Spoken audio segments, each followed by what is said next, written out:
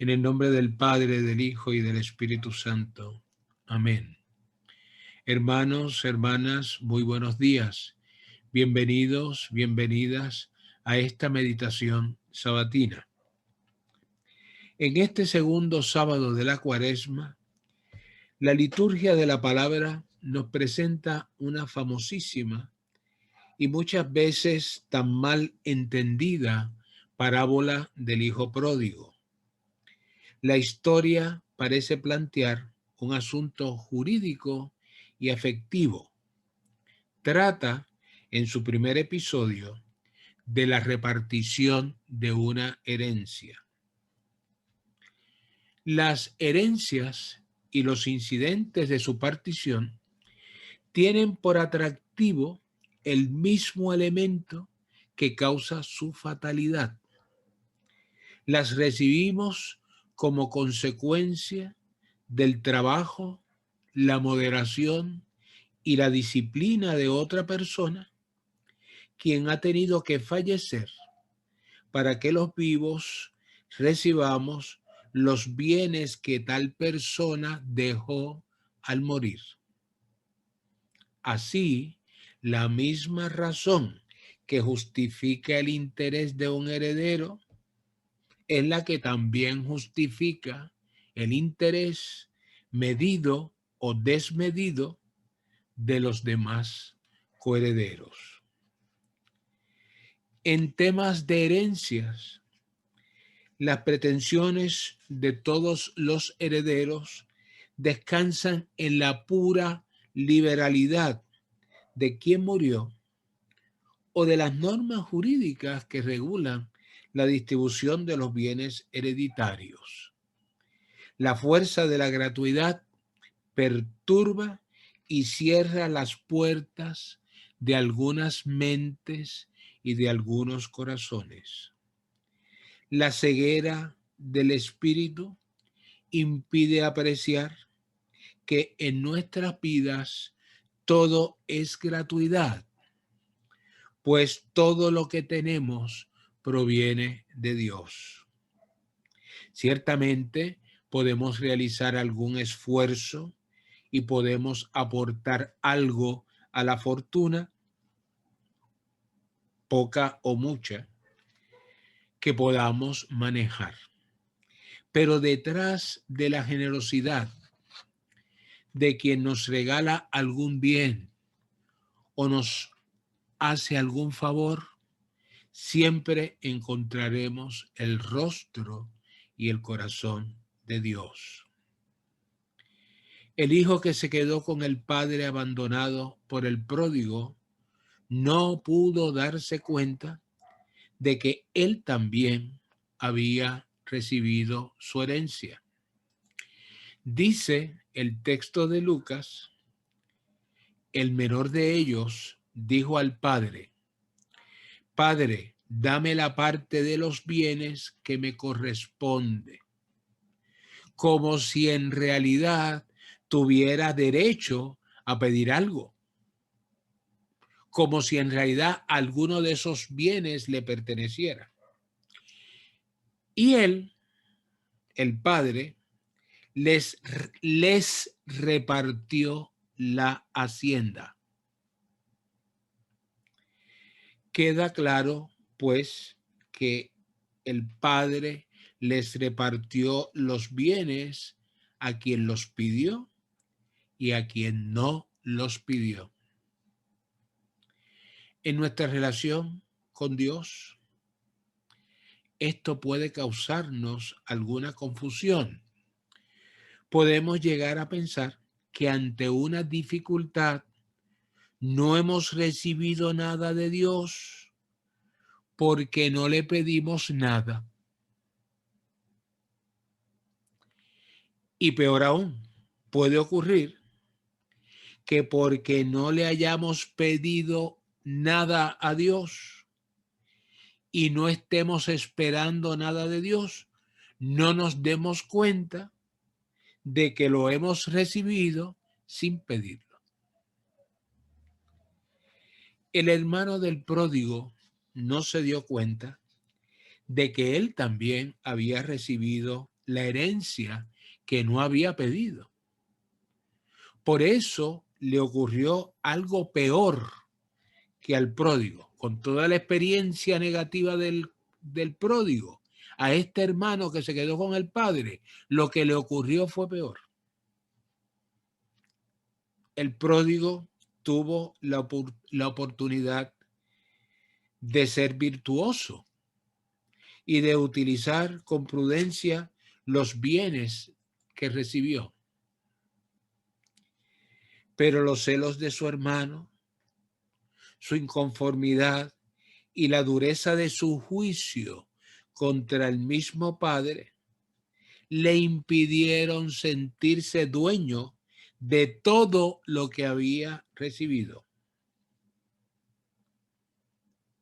Por eso, nunca se sintió bendecido. Nunca experimentó la gratuidad del Padre.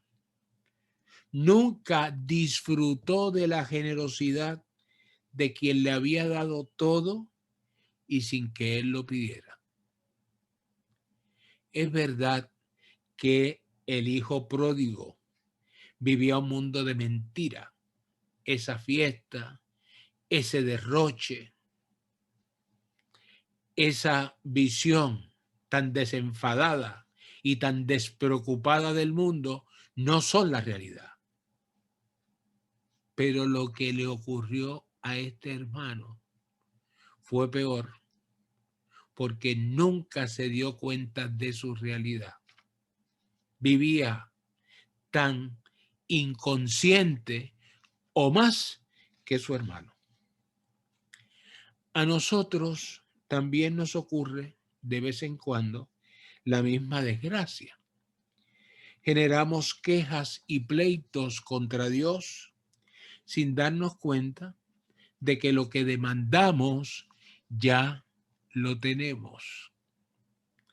Estos desaciertos también nos conducen, como al pródigo, a situaciones extremas que no solo son reales, sino peores de lo que a simple vista podemos apreciar. El joven que desperdició su fortuna tuvo que dedicarse a la crianza de cerdos. Trabajar en una porqueriza es una tarea fuerte para un cristiano. Imagínense ustedes la experiencia terrible que sería para un judío a quien la ley y la vida lo obligaban a mirar al cerdo como la impureza misma, como un ser inmundo, como una asquerosidad que no debía comerse. Por eso la parábola ubica al hijo pródigo en un país lejano, donde los cerdos sí se criaban y se comían. Eso en Israel no era posible. Él llegó a envidiar a los cerdos, pues comían bien, pero él no les quitó la comida. Nadie lo vigilaba, nadie se lo hubiera impedido o reprochado, pero no lo hizo porque literalmente se hubiera sentido como un cerdo. Una vez que llegó a esta situación límite tan terrible, advirtió que su única alternativa era la de regresar a la casa de su padre. Qué pena que lamentablemente acudamos a Dios cuando ya no nos quede alguien más a quien acudir. Dios no es ciertamente una máquina para hacer milagros o para complacer peticiones. Ayúdate, que yo te ayudaré. Esto dice el adagio castellano y lo dice bien y muy sabiamente. Los hijos y las hijas de Dios no somos ni debemos actuar como parásitos. Algo con la ayuda de Dios debemos hacer por nosotros mismos y por los demás. Pero confiar en Dios es un imperativo categórico, es una acción necesaria.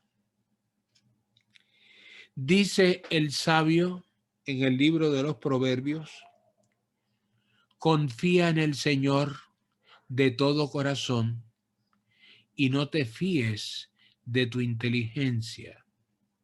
Reconócelo en todos tus caminos y Él enderezará tus sendas. Hermoso. Vuelvo a proclamarlo. Confía en el Señor de todo corazón y no te fíes de tu inteligencia. Reconócelo en todos tus caminos y Él enderezará tus sendas. Por eso decía San Agustín: reza como si todo dependiera de Dios. Trabaja como si todo dependiera de ti. Reza como si todo dependiera de Dios. Trabaja como si todo dependiera de ti. Es como si nos dijera: primero reza y después trabaja. ¿Y quién nos dice que no podemos hacer ambas cosas al mismo tiempo? Podemos convertir nuestro trabajo en oración y podemos convertir nuestra oración en trabajo. No dejemos a Dios para cuando ya estemos tocando fondo. Busquémosle siempre. Él siempre está esperando, como el padre que no se quedó sentado en el balcón, sino salió corriendo a encontrar a su hijo en medio del camino. Busquémosle siempre. Él es nuestra única herencia. Él es nuestra única salvación. Que les bendiga el Dios Todopoderoso, que es Padre, Hijo y Espíritu Santo. Amén. Continuemos en meditación, en silencio, en paz.